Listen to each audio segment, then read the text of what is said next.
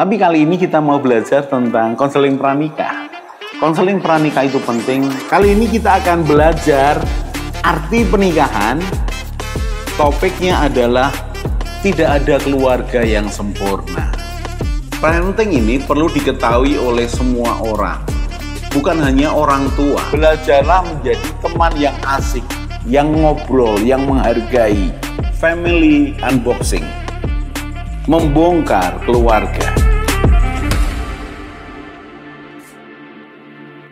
Salam keluarga Indonesia. Kita akan lanjutkan lagi belajar tentang single parent. Kalau sebelumnya kita belajar arti single parent. Single parent adalah seseorang yang tidak memiliki pasangan hidup, tetapi merawat dan membesarkan anak-anaknya. Dan kita sudah belajar bahwa single parent seperti itu bisa jadi single parent dikarenakan perpisahan atau perceraian atau ditinggalkan, meninggal pasangannya, atau single parent yang memang mereka orang-orang muda yang ingin mengadopsi anak. Ingat, kalau engkau itu termasuk pengertian yang kedua, bahwa engkau mengadopsi anak untuk membesarkannya, bukan sebagai pelampiasan atau hanya teman hidupmu. Karena begitu engkau mengadopsi anak, maka saya sebagai penasehat keluarga, kalau boleh dikatakan begitu, akan tetap mengajarkan tanggung jawab 24 tahun. Tetap. Mengapa? Karena itu menempel pada hidup anak. Itu adalah haknya dia. Jadi kalau engkau mengadopsi satu anak yang berumur 3 tahun, maka engkau punya tanggung jawab 21 tahun setelahnya. Sama seperti bagaimana membesarkan anak. Cuma masalahnya engkau single parent. Jangan jadikan pelampiasan anak atas hidupmu. Saya ulangi sekali lagi. Jangan jadikan anak sebagai pelampiasan dari hidupmu. Contoh nih. Kita melihat single parent yang umum dulu. Kalau engkau ditinggalkan suamimu atau istrimu, saran saya pertama pulihkan hatimu dulu, supaya tidak ada luka masa lalu yang membebani kehidupanmu sebagai orang tua. Tapi kalau engkau tidak selesai, engkau bisa menuntut kepada anakmu.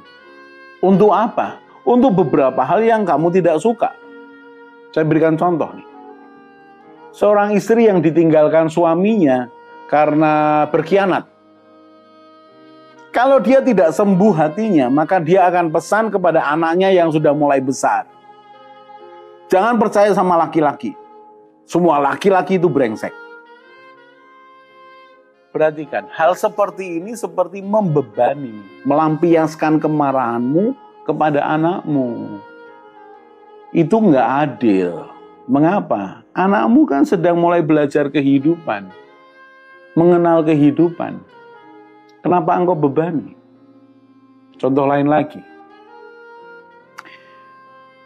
Kamu ini sakit hati karena perceraianmu diakibatkan karena ekonomi, karena suamimu tidak bertanggung jawab secara ekonomi, tidak mampu secara ekonomi.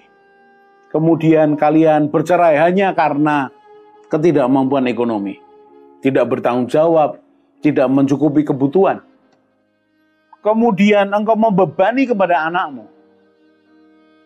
Anakmu perempuan, kamu katakan begini, hati-hati ya, kalau ketemu sama laki-laki, jangan mau dengan laki-laki yang seperti ini, seperti ini, seperti ini.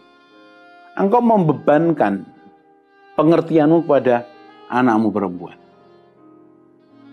Hal yang sedikit baik ketika kamu bicara kepada anakmu laki-laki. Kepada anak-anakmu lagi yang sudah mulai besar, kamu katakan, ingat ya, laki-laki harus bisa kerja, bisa ngurus dirinya sendiri dan ngurus keluarganya. Loh, kalau kamu bicara begitu kepada anak laki-lakimu masih baik. Tapi kalau kamu bebankan beban hatimu kepada anakmu laki-laki, contohnya, kalau kamu belum bisa mandiri, Jangan cepat-cepat nikah. Kalau kamu belum punya rumah, belum punya mobil, jangan cepat-cepat nikah. Nggak seperti itu dong. Itu idealnya. Tapi kan anakmu terbeban oleh luka hatimu. Ada poin positifnya engkau mendorong anakmu untuk bertanggung jawab. Tapi ada poin negatifnya ketika engkau membebani anakmu sedemikian rupa. Lalu bagaimana Pak? Saya ini single parent. Saya butuh keseimbangan. Oh, bersyukur untuk itu. Belajar dari buku, belajar dari banyak video. Bagaimana menjadi papa pengganti buat anak-anakmu. Oh iya, harus, mau nggak mau. Karena seorang papa mengajarkan kepada anak-anaknya tentang kepemimpinan. Oh, ibu bisa melakukannya. Tentang rasa aman, memberikan rasa aman sebagai kepala keluarga. Oh, ibu bisa memberikannya. Tapi sampaikan dengan baik. Tetapi nasihat kedekatan pria, seorang pria, papa kepada anaknya, tidak bisa digantikan dengan sosok mama, wanita kepada anaknya. Ada atmosfer pria dengan keegoisan, kekuatannya, yang bicara kepada anak itu berbeda. Tapi kan saya nggak punya suami Pak. Saya sarankan, jangan tertutup, coba terbuka untuk diskusi dengan anakmu. Mungkin diskusi tentang pria, tentang menjadi ayah, tentang menjadi kepala keluarga. Diskusikan dengan anak-anakmu. Sehingga minimal anak-anakmu itu mengerti, pikirannya terbuka. Bahwa ada keluarga yang utuh, keluarga kami tidak utuh. Terima apa adanya. Dan sebagai anak jangan marahi orang tuamu. Dalam kebodohannya, dalam ketidakmengertiannya mereka bercerai. Dalam keegoisannya mereka bercerai. Kalau engkau mengatakan, tapi itu bukan dalam kesalahan mamah Pak. Kenapa? Karena mamah ternyata istri simpanan. Oh, ya itu urusan mamahmu. Ya, itu urusan mamahmu dan tidak perlu kamu tekankan sedemikian. Yang penting sekarang adalah bagaimana kalian sebagai anak dengan mamahmu yang mencintai kamu, yang berkorban buat kamu, bertumbuh besar, menjadi pribadi yang bertanggung jawab, yang mandiri, yang bisa diandalkan. Masa lalu mamahmu, biar itu masa lalunya dia. Sekarang yang penting adalah bagaimana membangun sebagai keluarga. Itu jauh lebih penting. Pak, kalau saya sebagai single parent, kemudian saya ingin menikah lagi. Saya tidak menjadi single parent lagi. Apa yang harus saya lakukan? Kalau saran saya, bicara dengan anak-anakmu. Karena anak-anakmu masih membutuhkan kamu. Jangan mengatakan begini, oh anak-anak saya pasti setuju. Kenapa? Karena diam. Diam belum tentu setuju loh. Diam bisa jadi takut. Diam bisa jadi sebenarnya tidak setuju. Jadi saran saya bicarakan baik-baik dengan anakmu. Dan lebih baik jangan egois. Anakmu masih membutuhkannya. Masih membutuhkannya.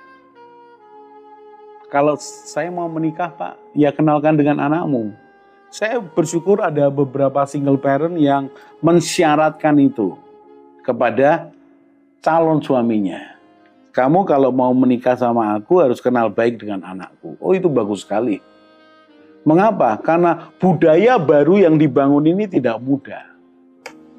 Jadi buat single parent yang akan menikah lagi, ya itu hak saudara. Cuma saran saya bicarakan dengan anakmu.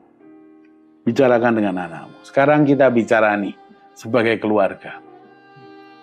Bagaimana dalam urusan sekolah, urusan yang lain, saya selalu mewakilinya. Dan kebetulan pada saat itu, banyak anak membawa orang tua dua-duanya. Ya, yang pertama berikan pengertian kepada anakmu bahwa memang mamamu single parent. Beri pengertian bahwa itu bukan dosa. Oh itu akibat dosa, ya itu bisa akibat dosa. Tapi menjadi single parent, menjadi anak dari single parent itu bukan dosa.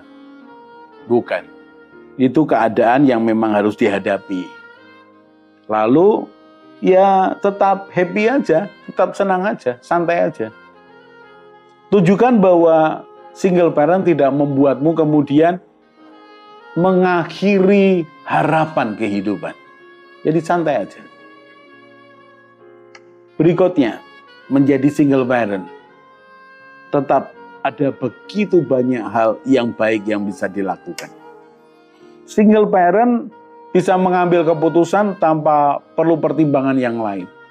Tanpa perlu menanyakan kesepakatan dengan suami dan yang lain-lain. Tapi tetap single parent harus belajar dari banyak orang. Single parent harus belajar.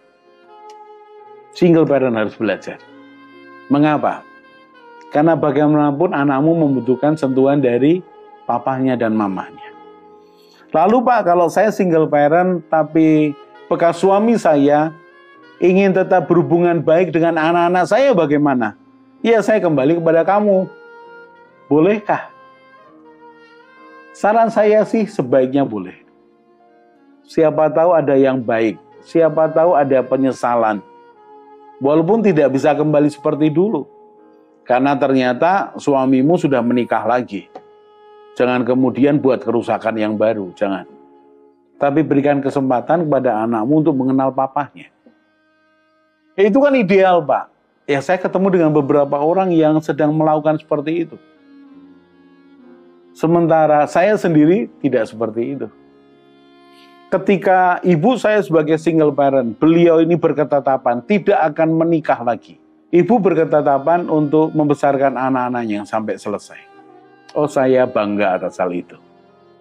Apakah ibu saya orang tua yang sempurna? Pasti tidak. Ibu yang sempurna? Pasti tidak. Tapi buat saya dia ibu yang terbaik. Bertanggung jawab melindungi kami, memberi apa yang sebaik yang dia bisa lakukan. Jadi single parent di mata saya salah satunya ibu saya. Berjuang untuk anak-anaknya. Sampai anak-anaknya besar. Menikah satu demi satu. Mendoakan kami anak-anaknya. Terus menerus. Saya masih ingat itu. Beliau punya jam doa tengah malam. Berdoa buat anak-anaknya. Di tengah-tengah capek kerja ngurusi kami. Akhirnya selesai. Tuntas. Senang sekali. Saya melihat contoh single parent yang berhasil. Single parent bukan akhir dari harapan.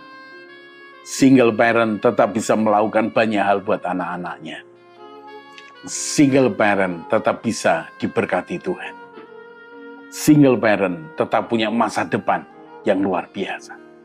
Kita akan lanjutkan di segmen berikutnya bicara tentang single parent. Salam keluarga Indonesia. Mari bergabung dalam Keluarga Indonesia dengan cara subscribe channel ini. Di Keluarga Indonesia, kita akan belajar bersama tentang pranikah, pernikahan, keluarga, parenting, mertua menantu, dan juga family unboxing. Jadi jangan lupa share pada teman dan keluarga dan juga subscribe.